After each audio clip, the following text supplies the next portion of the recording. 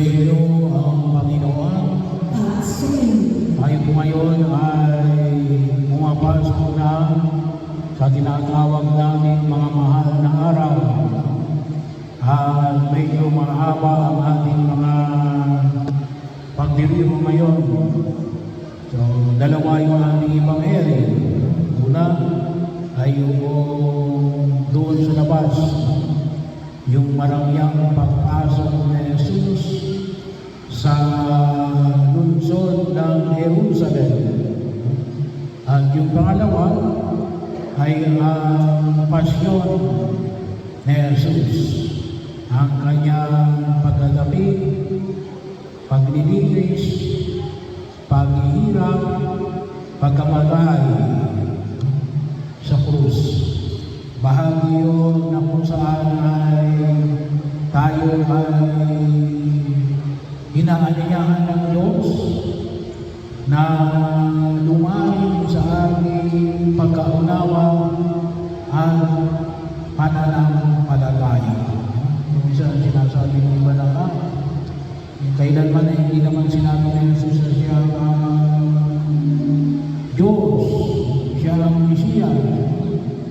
Maliw yun, kasi may mga kapatid tayo na sabi nila yung sila Kristiyano.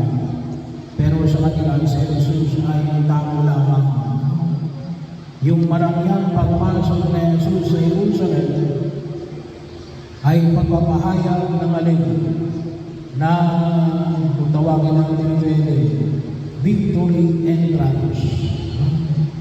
Ang pagpupunyagi na ginagawa ng mga panahon na yun ng mga hari, ng mga mananakot, ng mga nagliligtas na siguro World War II, ewan ko lang kung sino mga nadidiring ng Pilipinas in the day of liberation. Ay yun, may maraming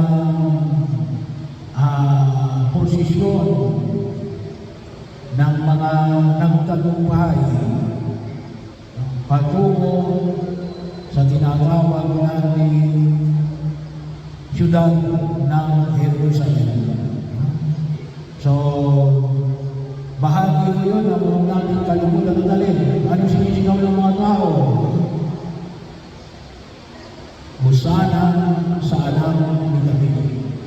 Yung pong salitang Hosana sa anak ni David, yun po ay isang titulo na nagpapahayag ng alin ng Mesiyas. Sinabi ito yung anak ni David, ay ibig sabihin niya rin, ay ito yung hinihintay ng Mesiyas. Ito yung magliligtas sa bayan ng Diyos na hindi lamang tao, ngunit ang Diyos. Kaya nga, anong sabi ng mga Pariseo sa mga tao, kasi sinisigaw nila, gusto nilang patayin ng igig? Anong sabi ni Jesus? Kapag sila'y tumahimik, ang mga bato ang sisigaw. Kasi pagpapahayag ng kanunungan ng sa Jesus, ang Kristo, ang Mesiyas ng Diyos, ang Diyos na naging tao pang iligtas tayo. At pero bahagi ko ng ating palinigay ngayong panahon na ito, sana po itong linggo na ito, ay tumutok lalo-lalo na sa mga sinasabi ng mga matatanda. Ano siya pa niya yung mga matatanda? Huwag maingay. Huwag magpupuko, huwag papatunog na malalakas na mga sound system. Bahagi yun na kung saan ay huwag masyado maingay sa paligid, kung ano man yung ginagawa. Sana rin po ay yung mga jingle ng mga kandidato. Sana itong linggo na ito, hanggang muling pag-apoy, sana po ay muli, ay kahit paano siguro mo na yung tumigil. Pero bakit? Bakit pagka sabi ng mga mananda ay tumahimik, huwag mag-iingay? Kasi yung paanyaya na ipinahayag din ni Jesus doon sa mga babaeng taga-Jerusalem, yung mga sumusunod sa Kanya, anong sabi niya? Huwag niyo akong tangisan. Tangisan ninyo ang sarili. Ay, ibig sabihin niya, kinakailangan niyo, huwag muna natin tingnan yung mga panlabas. Yung katahimikan naman ay magulot sa atin ng panahon ng pag-inilay. Tingnan natin kung ano yung nasa loob. Anong bagay yung nasa kalooban natin. At hindi sila alin, yung kalooban ng Diyos. Kasi yun ang ginawa ni Jesus. Bakit pa siya nagpapakahirap, nagpakamatay ng muling pagkabuhay? Bakit pa siya nagpakapako sa krus? Anong sabi niya? Bilang pagsunod sa kalooban ng Diyos. Sa pagsunod sa kalooban ng Diyos. Sa aming bahagi ng pagtuturo sa daigdig na ito, sabi nga natin, ay sana makita natin, ito bagang mga ginawa natin, ang dami natin activity. Pero ito bang mga ito ay bahagi ng kalooban ng Diyos. Marami tayong plano, marami tayong gustong gawin.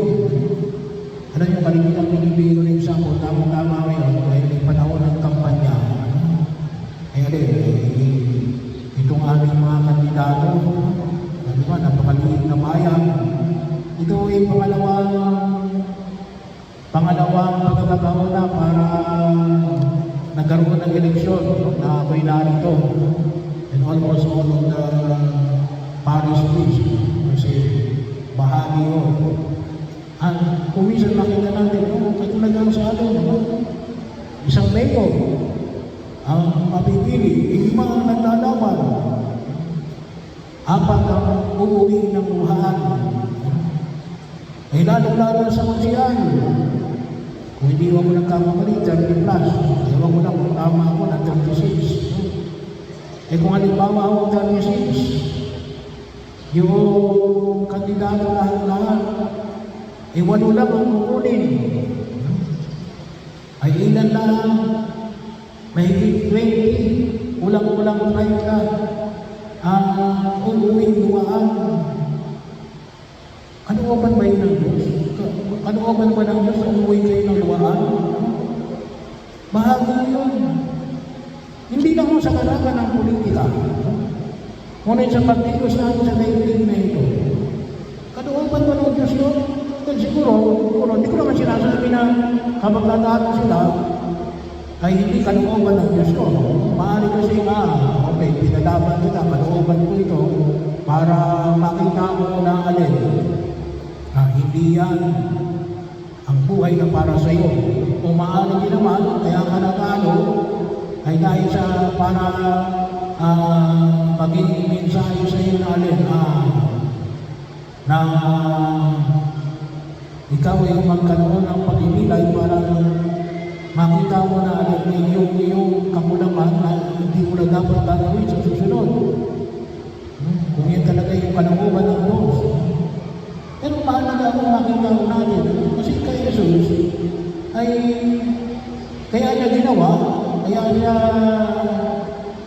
nangaral ng mabuting balita ng kaligtasan, kaya siya nagpagaling sa mga may sakit.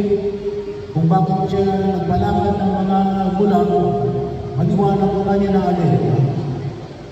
Kalooban ng Diyos. Kahit na yung kanyang pagkapako sa Diyos, ay kalooban ng Diyos. At yun alin, pagsunod niya sa kalooban ng Diyos. Kaya ano man ang buhay na tinataan natin sa daigdig na ito, ano mang pagkilos na makita ko natin, ay malaki yung lakas ng loob at ang lahat ng pagtugon na ay ito kasi yung sinasabi ng Diyos na ipinagagawa sa akin. na nagpapatunay natin, may kaugnayan talaga tayo sa Diyos. Kasi alam natin ang kanyang kalooban. Ipinapaalam ng Diyos sa atin. Ang alin, ay ako'y nakikinig. Nakikinig ako sa aking Diyos. Kaya napakalaga ako yung panahon ng katahimikan.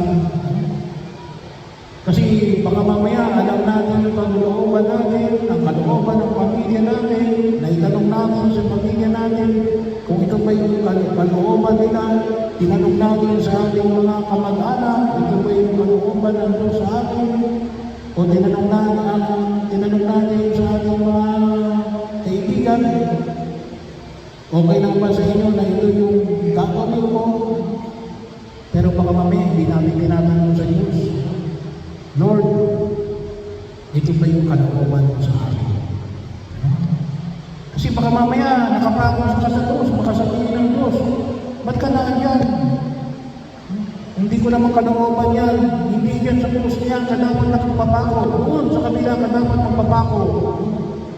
Kasi hindi naman yan yung landas na dapat mong kahakin.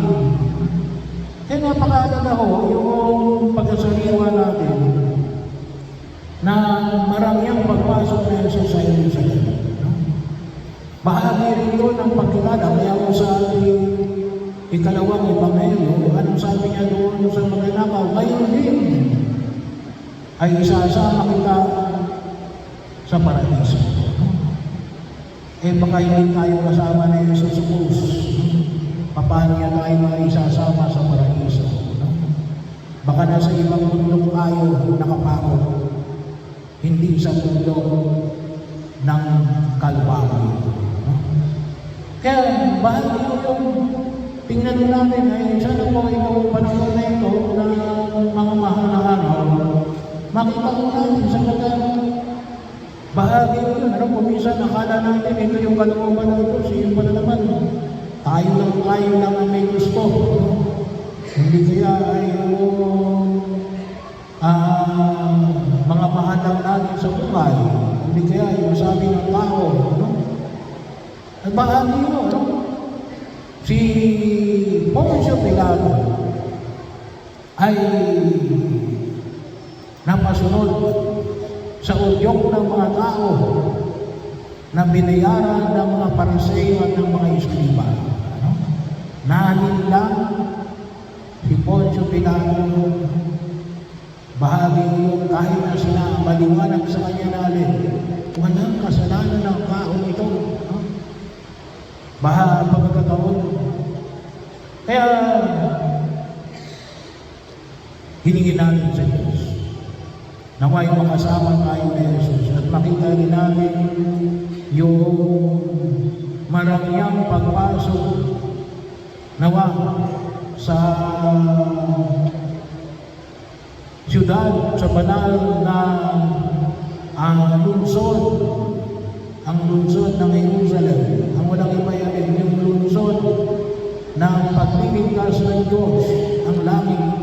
Pero hindi lang po doon sa lupa, ay hindi lang po doon sa langit, kulit ngayon din dito sa atin, sa daigdig na ito, makita lang din na magkaroon ng katawan yung duro ng pagliligtas ng Diyos. Pero sa lupa, baka mamaya, masabihan tayo ng Jesus sa Panginoon, patawanan sila sa hindi nila alam ang kanilang ginagawa. Kasi bakit? Baka hindi natin alam. Hindi pwede yung kasi na ang pagsunod natin sa Diyos ay aksidente. Hindi na pwede na ang pagsunod natin sa Diyos ay swerte. Hindi. Kinakailangan maging bahagi na tayo ay ulang nakasama ni Jesus, maging maliwanag sa atin na tunay natin mabanggit ang mga salitang ipinamangit o sana sa anak ni David. Ang tunay na magdudulot sa atin ng kaligtasan. Bakit? Ang ginagawa natin ay ang ipinagagawa ng ating Ama na sa langit.